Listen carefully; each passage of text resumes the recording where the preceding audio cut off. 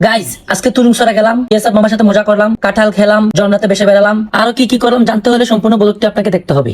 আসসালামু আলাইকুম গাইজ, আজকে আমরা যাচ্ছি তুরুংসরা, যেটা আমাদের বাড়ির পাশে অবস্থিত। আজকে প্রচন্ড পরিমাণে গরম ছিল। এখন আমরা যে গ্রামের ভিতর দিয়ে হেঁটে যাচ্ছি, এই গ্রামটার নাম হচ্ছে কুলিবস্তি। এখানে সবাই এই গ্রামটিকে এই নামেই চিনে। এই গ্রামটি দেখতে অত্যন্ত সুন্দর। এই গ্রামের ভিতরেই অবস্থিত তুরুংসরা। যদিও তুরুংসরা এখন মানুষের কাছে খুব বেশি পরিচিত নয়, যারা মোটামুটি চিনে তারা সবাই এখানে আসতে চায়। নিরিবিলি পরিবেশ, জায়গাটা খুব চমৎকার। যারা এখানে আসতে চান তারা একটা কথা মাথায় রেখে আসবেন, এখানে কোনো রেস্টুরেন্ট নেই, কোনো হোটেল নেই, কোনো রিসোর্ট নেই। দিনে দিনে আসতে হবে, আবার দিনে দিনে চলে যেতে হবে। এখানে থাকার কোনো সুব্যবস্থা নেই। তারপর আমরা সকলেই তুরুংসরা পয়েন্টে চলে আসলাম। এখানে একটা খুব বড় পাথর রয়েছে। এই পাথরের উপর উঠে ভাবলাম একটা শাহরুখ খানের পুজ দিয়ে দিই, তারপর একটা শাহরুখ খানের পুজ দিয়ে দিলাম। এখানে মোটামুটি পর্যটকরা আসে। আমরা যেদিন গিয়েছিলাম সেদিনও মোটামুটি পর্যটকরা এসেছিল। দুজন বিএসএফ আমাদের সামনে দিয়ে যাচ্ছিল, আমরা তাদের সাথে একটু দুষ্টুপানি করছিলাম। একটা গান রয়েছে, আমার পড়াশোনার চাঙ্গে আমি বাসি গাঙ্গে, এরকম আর কি আমি একটু বাসলাম গাঙ্গে। আমরা এখন যেখানে বসে আছি এখানে প্রচুর পরিমাণে স্রোত, যদিও ভিডিওতে তেমন বোঝা যাচ্ছে না। এইখানে দাঁড়িয়ে থাকা বা বসে থাকা খুব কষ্টদায়ক। আমাদের পায়ের নিচে বড় বড় পাথর ছিল, সেজন্য আমরা এখানে বসে থাকতে পেরেছি। তারপর আমার চাচাতো ভাই এই গ্রামের ভিতর থেকে 2টা কাঁঠাল কিনে নিয়ে আসছে। এই কাঁঠালগুলো মূলত তারা ইন্ডিয়া থেকে নিয়ে আসে। এই কাঁঠালের মধ্যে প্রচুর পরিমাণে আঠা ছিল। এই আঠাগুলো আমাদের হাতে মুখে লেগে গেল। আমরা প্রায় 15 থেকে 20 জন ছিলাম। নিমিষের মধ্যে এই কাঁঠালটা খেয়ে ফেললাম। তারপর কতক্ষণ এই ঝর্ণার মধ্যে, স্রোতের মধ্যে নিজেকে হারিয়ে ফেললাম। এই ছিল আমার ছোট্ট মিনি ফার্স্ট ব্লগ।